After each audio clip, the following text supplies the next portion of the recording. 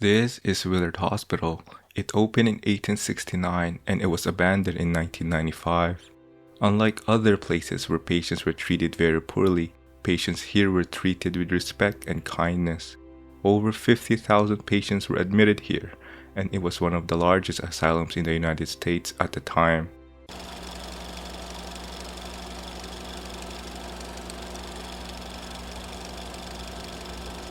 The development first started because of Dr. Sylvester Willlard. In 1864, he was appointed to investigate the living conditions of the chronic and insane people in almshouses. Almhouses were charity housings and were built to provide shelters for the poor. People who lived here were given foods, clothing, and basic medical care. However, these places had many problems. Almost all of them were underfunded, understaffed, and overcrowded. Those who suffered from mental disabilities were put together with the rest of the people, and they had very little assistance. Mentally ill individuals were treated very poorly, and the staffs lacked the expertise to take care of them.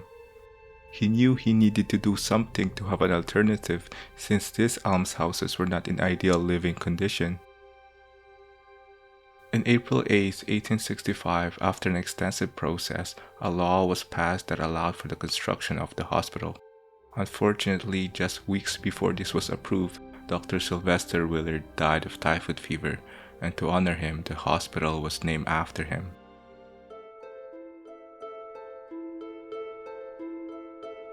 The main building was located just east of the Seneca Lake in New York. It was a 3-story structure, and Dr. John Chapin was the one who overlooked the whole operation. It opened its door in 1869 and welcomed its first patient, Mary Roth. She suffered from dementia, and before she arrived, she was chained in her bed cell in Columbia County almshouses. More patients moved to the hospital, and majority of them showed signs of abuse, bruises, and scratches on their bodies. Most came from almhouses around the nation, and Willlard Hospital became the dumping ground for these patients. There were 2 options on where they were placed. Those who were not violent were put together in a large dorm with multiple beds, while on the other hand, those who were more physical to others or have more serious conditions were placed in a single bedroom. This gave the staffs a more controlled environment to deal with them.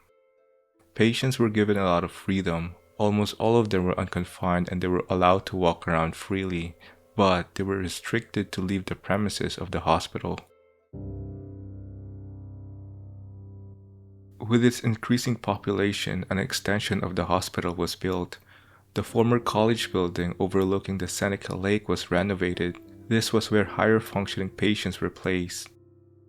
More buildings were developed. The place became a small campus and covered almost 500 acres of land. They built barns, butcher houses, a fire station, and numerous workshops to become near self-sufficient.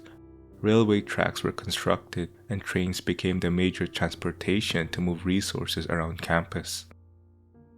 The land they were on was perfect for agricultural purposes. They took advantage of this and assigned certain patients to help out in the fields. Those who were physically able were encouraged to work, but were not forced. The staffs also trained them to acquire skill sets so they are prepared once they leave and join the workforce.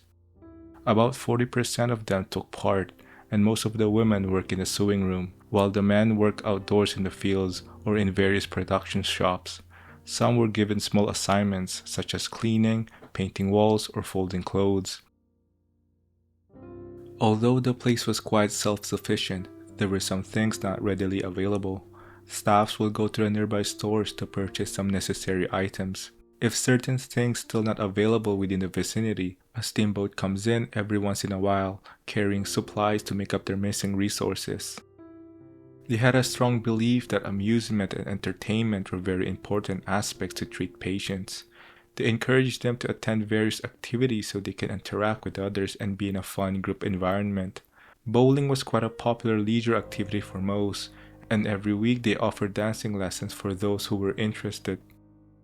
The place has a whole theater, and a performance took place every 2 weeks. These shows were acted by professional actors or sometimes hospital staffs. Once every year, they held field events where patients and staffs partake in sport activities, and every 4th of July, they gathered for firework display.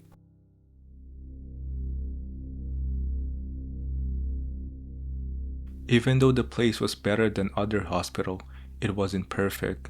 While majority of the patients were treated very well, a small portion who deemed to be dangerous were given special treatments. Doctors performed various methods: hydrotherapy in the form of Turkish baths, insulin shock treatment, electroshock therapy, musical therapy, and many more. Of course, today none of this will be acceptable, and these treatments were products of their time. The place encountered some problems throughout its years. For instance, one case in 1921, a violent patient died after a physical commotion. The staff had to use brute force to subdue him, but this led to his death. An autopsy found that he died from suffocation. Another case was in 1893. The laundry area was destroyed due to a fire, and in 1917, a portion of a building was burned down. Thankfully, nobody died. But the biggest problem the hospital faced was the spread of pulmonary tuberculosis. Physical health was a main concern for both the patient and nurses. The disease accounted majority of deaths, and it only got under control when antibiotics were introduced in the later years.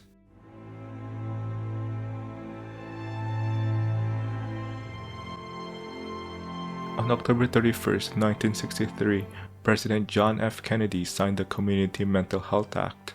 The purpose of this was to provide federal funding for community mental health centers and research facilities. The populations drastically reduced after this was implemented. This led to closure of many mental health hospitals across the United States, including Willlard Hospital. The aim was to move them to these local health centers for better treatments. At the centers, patients could be treated while working and living at home. The reduction of funding also declined the number of doctors and nurses working. Patients who remained in the Willlard Hospital were eventually transferred to these health centers. In 1995, during the cleanup of the building, a janitor found hundreds of dusty suitcases in the attic. Just days before the official closure of the hospital, the staff stored the patient's belongings in the attic since they didn't want to throw it away. The items inside contains family photos, letters, and various personal belongings. Not all patients brought suitcases.